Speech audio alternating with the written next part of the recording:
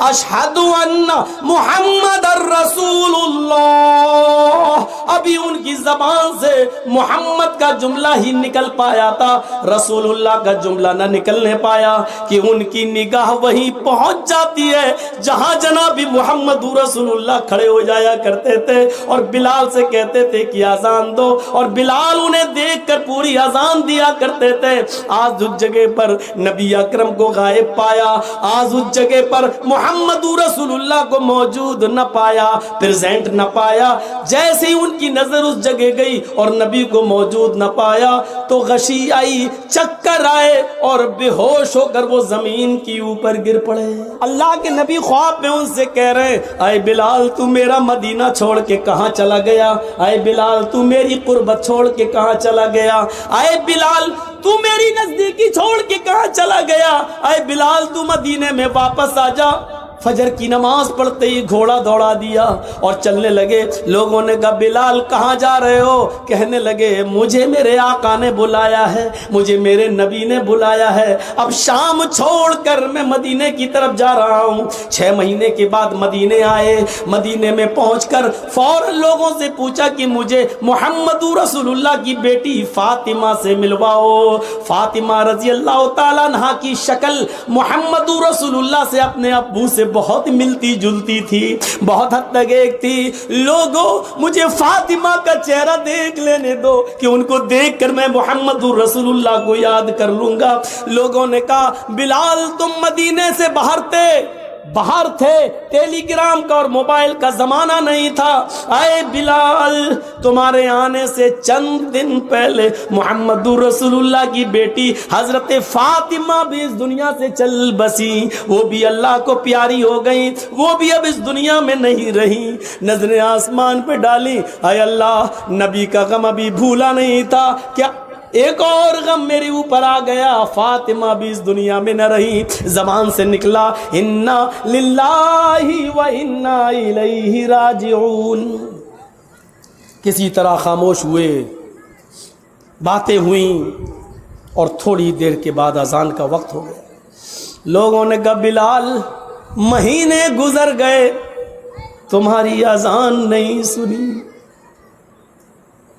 بلال آج اذان دے دو۔ کہنے لگے نبی اکرم کے رخصت ہونے کے بعد اب اذان کے کلمات مجھ سے نہ دلواؤ۔ ادھر نبی کے نواسے حسن آ گئے، ادھر حسین آ گئے۔ دونوں کہنے لگے اے بلال جانتے ہو ہم کون ہیں؟ ان دونوں کو اپنے دونوں ہاتھ سے دبایا، تم دونوں نبی اکرم کے نواسے ہو۔ میرے نانا نے کیا کہا تھا؟ جس نے میرے نواسوں کا دل توڑا اس نے محمد الرسول اللہ کا دل توڑا۔ اے بلال تمہیں اذان دینا پڑے گی آج، یہ محمد الرسول اللہ کے نواسوں کی خواہش ہے۔ بلال رونے لگے، چیخ پڑے اے حسن اے حسین، تمہاری زبان سے نکلنے والے لفظوں کو اور تمہاری خواہش کو تمہارے نانا نے نہیں توڑا تو میں کیسے توڑ سکتا ہوں؟ میں اذان دوں گا۔ وضو بنایا، اذان دینے کے لیے کھڑے ہو گئے۔ وہی اونچائی ہے، وہی مسجد نبوی کا مینارہ ہے، وہی کانوں میں انگلی دی ہوئی ہے، اور اسی جگہ پر اذان کے کلمات بلند ہو رہے ہیں۔ حضرت بلال کی اذان سننے کے لیے لوگوں نے پہلے ہی مسجد بھر دی۔ اذان سے پہلے ہی مسجد آباد، کھجور کے پتوں کی بنی ہوئی چٹائیاں بچھی ہوئی، سارے لوگ مسجد میں بیٹھے ہیں۔ 6 مہینے پرانا محمد رسول اللہ صلی اللہ علیہ وسلم کا زمانہ یاد آ رہا ہے۔ حضرت بلال کے کانوں میں انگلیاں ہیں اور حضرت بلال ان جملوں پر پہنچے ہوئے ہیں، اللہ اکبر اللہ اکبر۔ جیسے ہی بلال نے اللہ اکبر کہا، کعبے کے رب کی قسم ان جملوں نے نغمہ قیامت برپا کر دیا۔ جیسے یہ جملے نکلے لوگ اپنے گھروں سے اور تیزی سے نکلنے لگے. جیسے یہ جملے نکلے ایسے ہی عورتیں بے قابو ہو جاتی ہیں. وہ بھی اپنے گھروں سے اٹھ کر اوپر چھت پہ چڑھ جاتی ہے کہ آج بلال کی اذان چھت سے سنیں گے تو صاف سنائی دے گی. جیسی عورتیں بے قابو ہو کر چھتوں پہ چل رہی تھیں, لوگ دھڑا دھڑ مسجد کی طرف بھاگ رہے تھے. اس وقت بلال ان جملوں پر پہنچ چکے تھے. اشہد ان لا الہ الا اللہ. بلال کی زبان سے جب یہ جملے نکلے اشہد ان لا الہ الا اللہ, اس وقت تک پرندے درختوں کے اوپر بیٹھ گئے تھے. گویا کہ پرندے بھی حضرت بلال کی اذان سننے کے مشتاق ہوں. درختوں کے پتوں کی جنبشیں بند تھیں, شاید آج وہ بھی اذان سننا چاہتی ہیں. یہ ساری چیزیں بے قابو تھی. عورتیں چھتوں پہ چڑھ کے بلال کی اذان سننا چاہ رہی ہیں. درختوں کے پتے جنبش نہیں کر رہے ہیں. چہچانے والے پرندے بھی خاموشی کے ساتھ بلال کی اذان سن رہے ہیں. اور صحابہ کرام کی آنکھوں میں آنسو ہے. نبی اکرم کا زمانہ یاد آ رہا ہے. ایک ایک صحابی کی آنکھوں سے گرنے والے آنسوؤں نے مسجد نبوی پر کھجور کے پتوں کی بنی ہوئی چٹائی کو بھگو دیا ہے. پوری کی پوری چٹائی تر ہو جاتی ہے.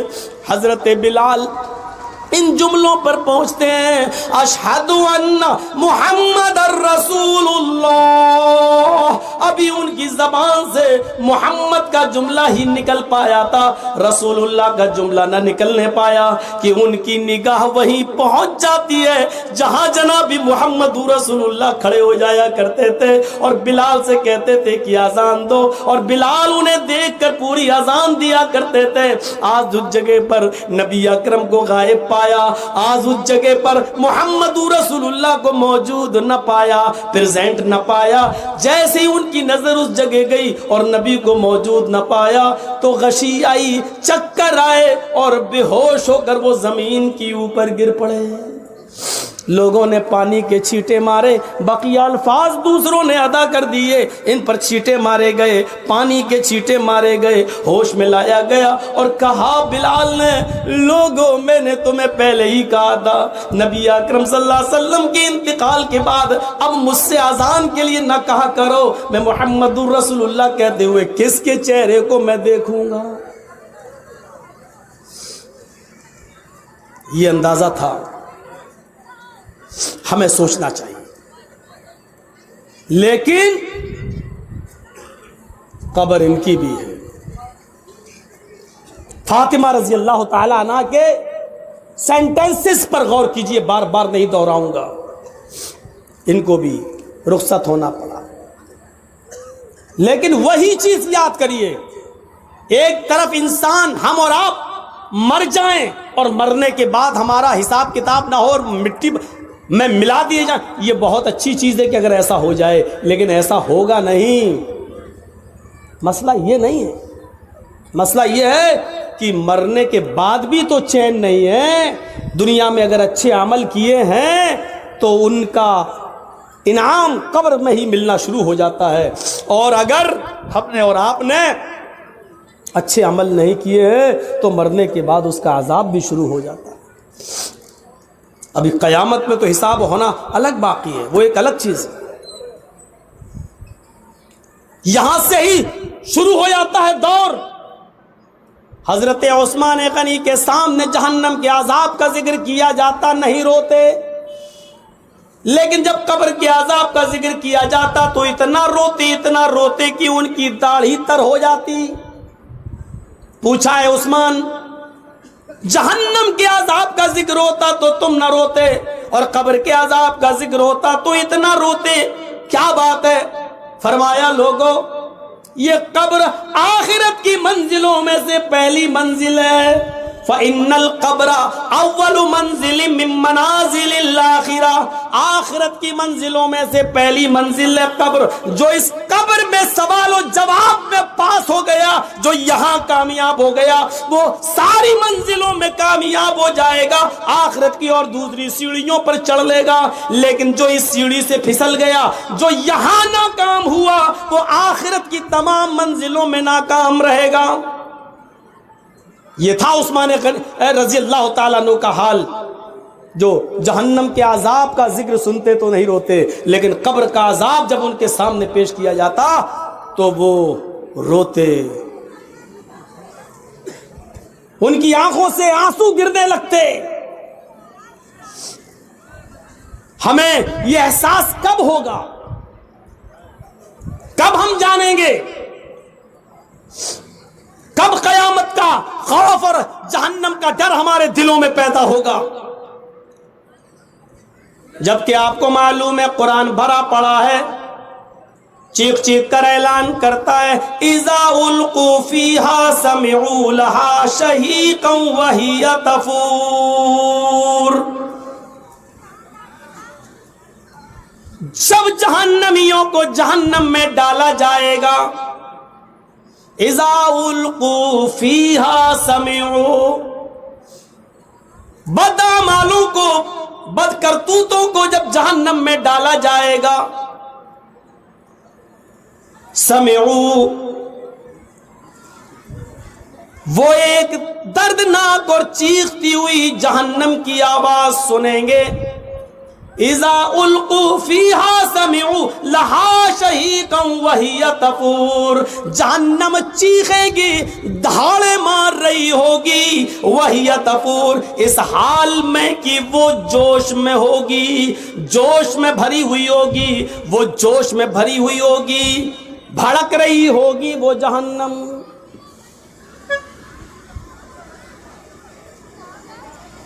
کون احساس کرے گا اس کا؟ تکاد تمیز من الغیظ، ایسی بھڑک رہی ہوگی، ایسا لگے گا اس کو دیکھ کر کہ ابھی ابھی یہ غصے میں مجھ پر پھٹ پڑے گی۔ تکاد تمیز من الغیظ، ایسا لگے گا کہ غیظ و غضب میں یہ پھوٹ پڑے گی ہمارے اوپر۔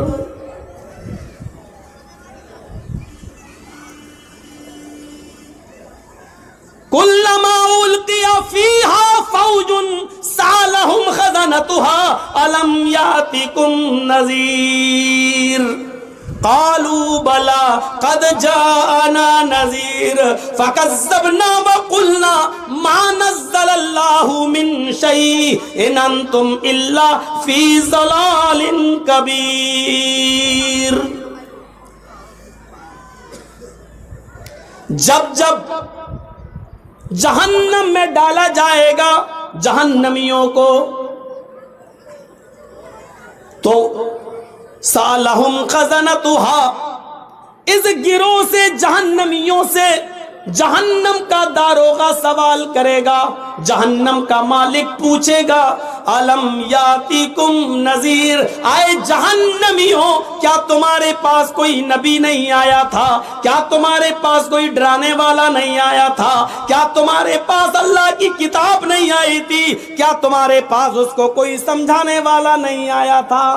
اب جہنمیوں کا بھی جواب سنو، قالوا بلا، کیوں نہیں، ہمارے پاس اللہ کا ڈرانے والا بھی آیا تھا، ہمارے پاس اللہ کی کتاب بھی آئی تھی، ہمارے پاس منصور بھی تھا، ہمارے پاس دستور بھی تھا، ہمیں سمجھایا بھی گیا تھا، رسول بھی آئے، پیغمبر بھی آئے، کتابیں بھی آئیں، سب کچھ تھا ہمارے پاس، لیکن ہماری ڈھٹائی عیش و عشرت نے، دنیا داری نے، دنیا کے جاہو جلال نے، دنیا کے مال حرام کی ہوس نے، دنیا داری نے ہمیں کہیں کا نہیں چھوڑا، ہم دنیا داری میں ایسے پڑ گئے، فکذبنا وقلنا ما نزل اللہ من شیء، ہم نے نبیوں کو بھی جھٹلایا، ہم نے قرآن کو بھی جھٹلایا اور فرمایا یہ تمہاری اپنی باتیں ہیں، اللہ نے ہماری طرف کچھ بھی نازل نہیں کیا، ان انتم الا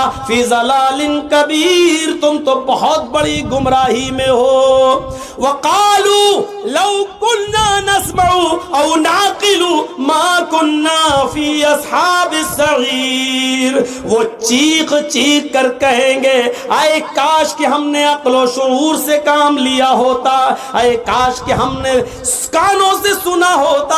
وقالوا لو كنا نسمع، اے کاش کہ ہم دنیا میں کانوں سے سنے ہوتے، او ناقل، اور عقل و شعور سے کام لیا ہوتا، سمجھداری سے کام لیا ہوتا، ما كنا فی اصحاب السعیر، تو آج ہم ان جہنم میں جلنے والوں میں سے نہ ہوتے، آج دوزخ میں نہ ڈالے جاتے، آج جہنم میں نہ ڈالے جاتے۔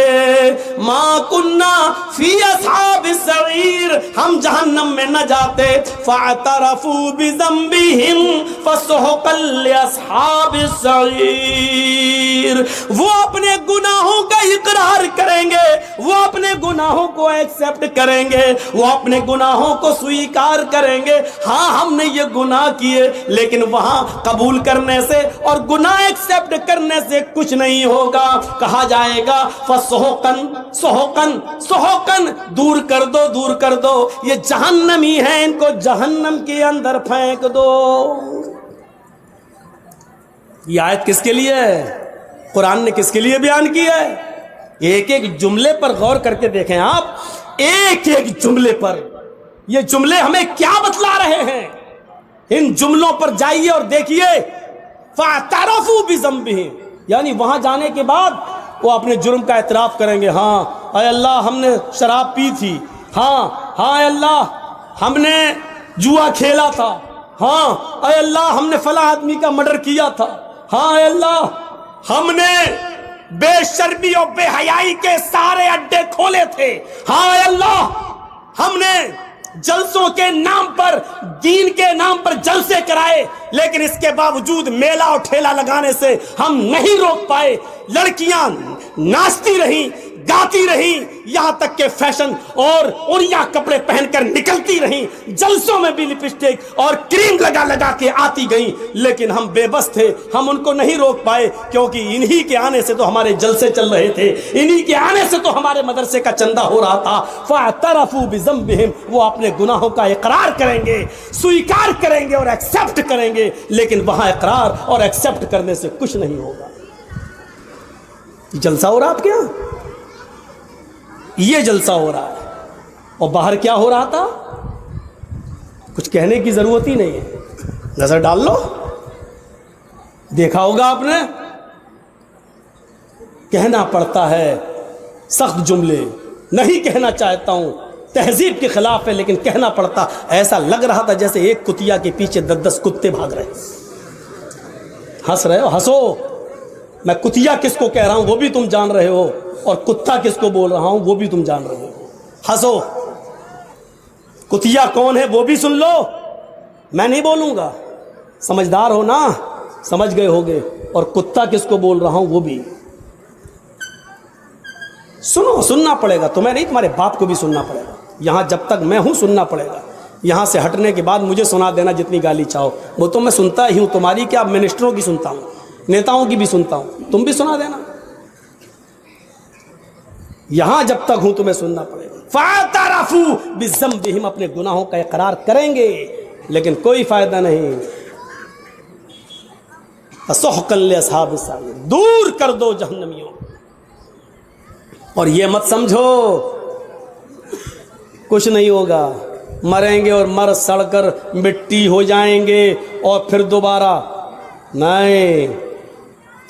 اَيَحْسَبُ الْإِنسَانُ أَن لَّن نَّجْمَعَ عِظَامَهُ بَلَىٰ قَادِرِينَ عَلَىٰ أَن نُّسَوِّيَ بَنَانَهُ بَلْ يُرِيدُ الْإِنسَانُ لِيَفْجُرَ أَمَامَهُ يَسْأَلُ أَيَّانَ يَوْمُ الْقِيَامَةِ فَإِذَا بَرِقَ الْبَصَرُ وَخَسَفَ الْقَمَرُ وَجُمِعَ الشَّمْسُ وَالْقَمَرُ یقول الانسان یومئذ این المفر کلا لا وزر۔ ایک ایک لفظ پر ایمان لاؤ قرآن کے۔ انسانوں تم نے یہ سوچ رکھا ہے اللہ ہماری ہڈیوں کو دوبارہ جمع نہیں کر پائے گا۔ ایحسب الانسان ان لن نجمع عظامہ، کیا انسان یہ سوچا بیٹھا ہے کہ अल्लन नजमा इज़ामा, हम उसकी हड्डियों को इकट्ठा नहीं कर पाएंगे, हम उसकी हड्डियों को जमा नहीं कर पाएंगे, हम उसकी हड्डियों को एकत्रित नहीं कर पाएंगे। ऐ इंसान, ये तेरी सोच है, तेरी घटिया सोच है। अरे हड्डियां तो बहुत दूर की बात, बला कादिरीना अला अन नुसव्विया बनाना, हम तो तेरे उंगलियों के पोर को भी, हम तो तेरे उंगलियों के पोर को भी दोबारा बनाने पर कादिर हैं। ये उंगलियों का पोर जानते हो ना, अल्लाह ने 1400 साल पहले कहा इन पोरों को भी बनाने पर कादिर है। यही पोर तो है सब कुछ। हमारा उंगली, ये उंगली और आपकी उंगली कभी टच नहीं हो सकती है, एक हो ही नहीं सकती है। और पूरी दुनिया के इंसानों की उंगली, फिंगर एक दूसरे से अलग है। आप देख लीजिए, अभी अगर हम उस पे हाथ रख दें, आधार कार्ड जो बनता है आपने देखा होगा, या पासपोर्ट वगैरह, तो आप फिंगर प्रिंट लिए जा रहा है ना, ये आप जैसे ही रखेंगे, क्या नाम है, मौलाना जर्जीस झूठ बोल के जा रहे हैं, क्या नाम है, पासपोर्ट सुलेमान साहब के नाम से बनवा लिया है, जर्जीस, भागना है। मोदी साहब ने ऐलान कर दिया, जर्जीस साहब जहाँ मिले उनको पकड़ो, जर्जीस साहब भाग रहे हैं, सुलेमान के नाम से पासपोर्ट बना दिया। जैसे ही गए एयरपोर्ट पे फिंगर प्रिंट लिया जा रहा है, जैसी उंगली रखी उसमें नाम आ गया मोहम्मद जर्जीस। कहाँ जा रहा है, तो सुलेमान नहीं, जर्जीस है।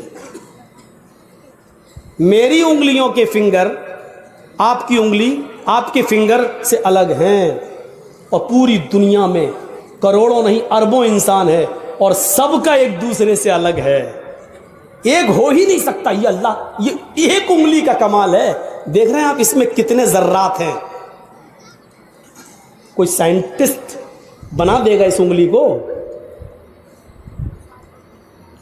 कौन था इससे पहले अमेरिका का, ट्रम्प, अब एक और आ गया, ये बेचारा कुछ सीधा है, सही है, अल्लाह इसके दिल में और रहम डाल दे। तो चाहे कितनी तरक्की कर लें, लेकिन एक जैसा नहीं बना सकते, एक जैसा। अल्लाह कह रहा है उंगलियों का पोर नहीं, पोर में जो फिंगर होते हैं, जो निशानात होते हैं, हम उसको भी वैसे ही दोबारा बनाने पर कादिर है। तू हड्डी की बात कर रहा है,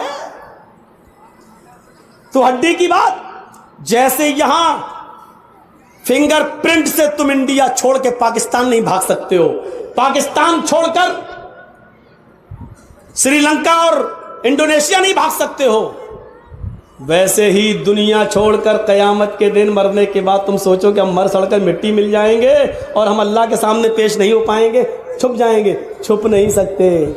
और जो लोग इंडिया छोड़ के भागे हैं, वो भागे नहीं हैं, भगाए गए हैं।